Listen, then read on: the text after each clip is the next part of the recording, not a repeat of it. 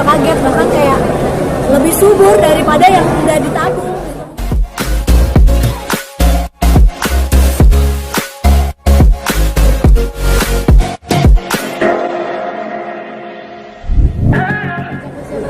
Alhamdulillah udah masuk 7 bulan, mulai enak nih. Alhamdulillah semuanya sehat-sehat. Tapi udah mual atau udah matang? Emang kehamilan kedua ini beda banget sih sama pas aku hamil yang pertama pas Arasya. Kalau sekarang mungkin karena anak cewek ya, jadi di trimester pertama mual muntah parah, terus sekarang lebih cepet capek, lebih mageran, ngidamnya juga beda. Kalau pas Arasya lebih banyak ngidam yang pedes-pedes, nggak suka manis. Kalau sekarang kebalikannya, malah tadinya pas kalau nggak hamil aku nggak suka manis, sekarang suka banget makan manis ya. Segala dari pipi ya udah mulai melebar, hidung udah mulai lebar ya. Tapi gimana? Alhamdulillah seneng banget sih ya, karena udah pas lah ya gitu, ada anak laki-laki, terus insya Allah anak kedua juga perempuan, jadi ngerasa lengkap gitu.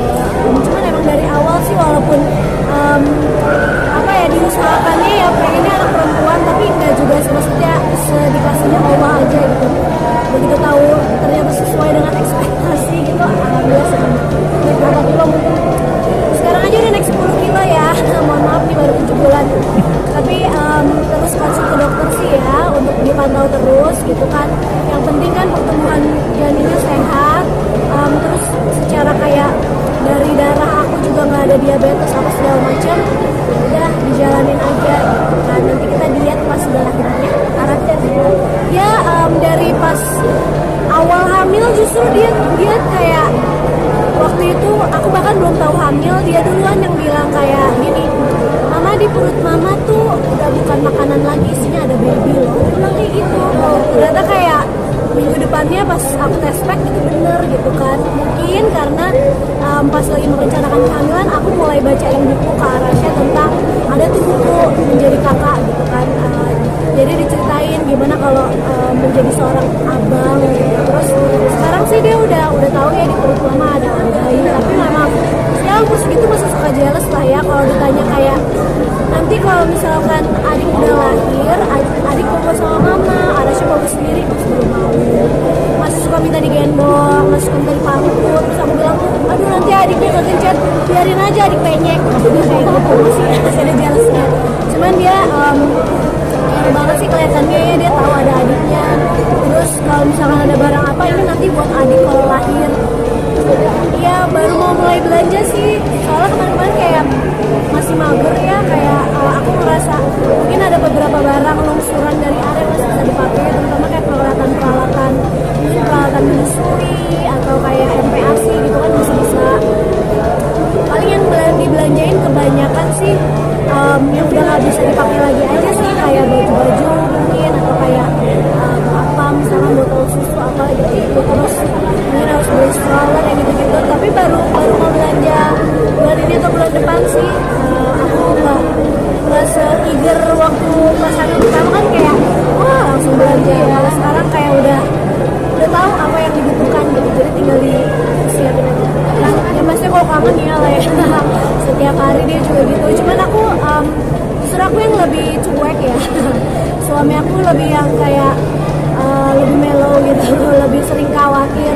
Terutama di semester 1 kemarin pas aku kayak muntah-muntah selalu masuk rumah sakit gitu kan, dia yang kayak aduh coba dah aku ya di sana ya gitu, kayak sedih-sedih gitu. Tapi kalau aku kayak udah apa ya, udah ikhlas kali ya dengan emang kondisinya seperti ini, jadi dijalanin aja dengan senang hati kan, dengan ikhlas.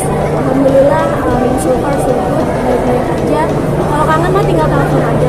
Sama suaminya lagi ya, alhamdulillah banyak support system di sini kan, ada mama, ada mertua, ada asisten-asisten aku, ada Arasya, ada mbaknya gitu kan yang bisa mendukung selama kehamilan ini. Jadi ya menggantikan peran suamiku lah ya untuk nganter-nganterin. Untuk kalau ke Opjin mah sendiri gitu, kalau ke dokter kandungan sendiri aja gitu, dan udah nggak terlalu banyak kekhawatiran lagi sih, nggak kayak pas pertama hamil gitu kan. Jadi udah ngejalaninnya alhamdulillah dengan senang hati aja, dengan ikhlas aja. Untuk protektif lumayan sih, lumayan ya. Cuman juga dia tahu lah aku tahu yang terbaik dia buat kehamilan aku. Dia tahu kayak aku udah banyak mempelajari dari mulai secara sainsnya, secara psikologisnya seperti apa, handling toddler gitu. Dia lebih ke kangen mungkin dan lebih kayak ke pengen ada sama aku sebenarnya gitu. Cuman aku selalu ingetin ya udah insya Allah bentar lagi kan selesai kuliahnya, jadi semangat terus. Kapan pulang sih terus? Insya Allah mendekati lahiran bulan Desember gitu. Iya itu anak ya, anak aku FYI suka banget kipas angin. Dia tuh gak suka sekolah, jadi dia tuh emang tipe anak yang kayak attach banget sama aku. Mungkin karena memang selama ini banyak diurus sama aku, terus apalagi papanya jauh kan, jadi tempat teraman dia adalah aku. Kalau disuruh kayak berpisah gitu kayak ke sekolah gitu tuh dia kayak sedih banget.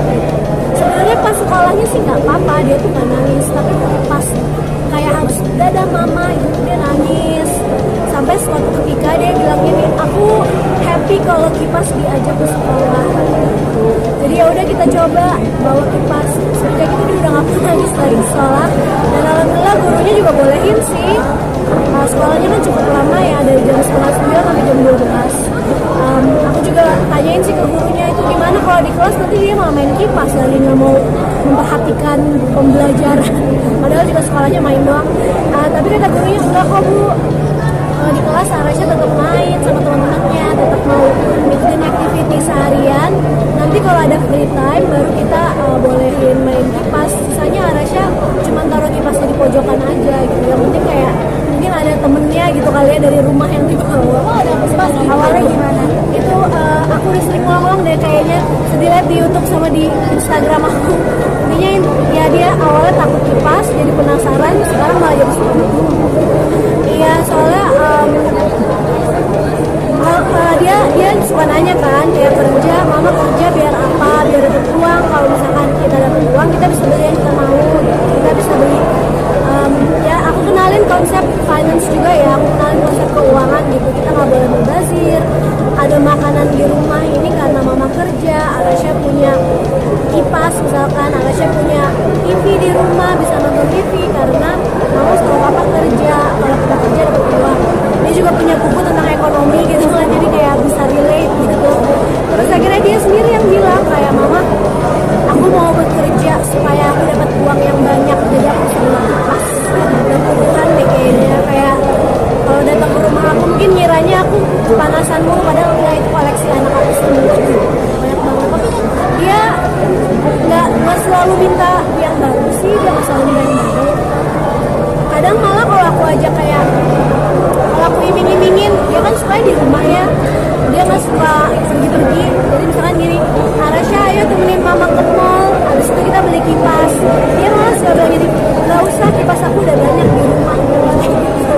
Tapi sesekali dia kalau ngeliat kayak ada kipas baru, misalkan di tayangan YouTube kan ada tuh vlogger kipas ya.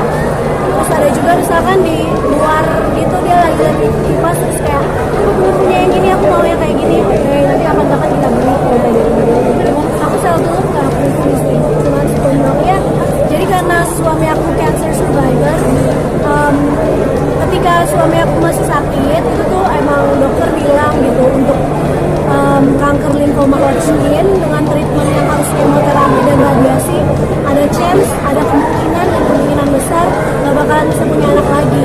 Waktu itu sih juga gak terlalu mikir yang kayak harus punya anak lagi gitu kan, gak ada arti juga. Yang penting suamiku sembuh dulu.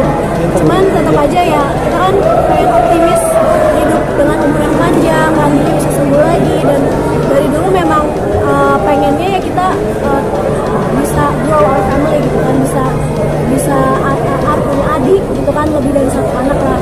Nah akhirnya kita memutuskan, dokter juga nyaranin untuk melakukan namanya konservasi fertilitas, fertility preservation, atau kayak apa ya, melestarikan fertilitas.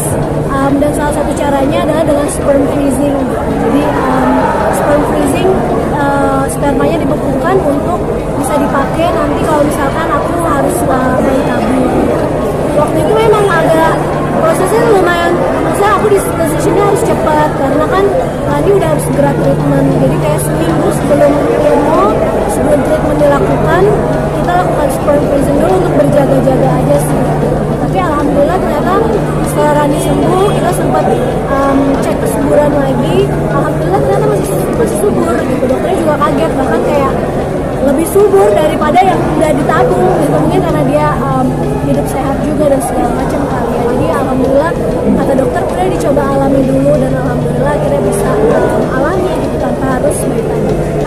Kalau memang kita decide ini udahlah 2 anak aja, kayaknya disitu nggak dilanjutin penyimpanan dua.